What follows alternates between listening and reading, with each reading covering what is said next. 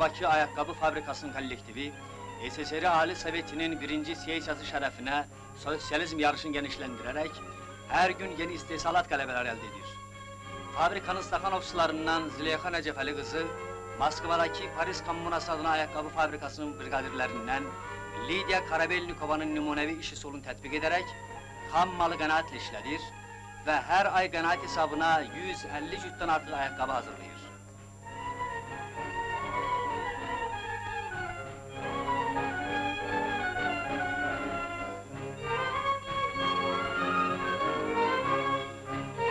Burada sexlerde çalışan işçiler de Züleyxanın istihsalat tecrübesini mənimsəyərək çoxlu məhsul bırakır ve tapşırığı artıqlaması ile yerine yetirirler.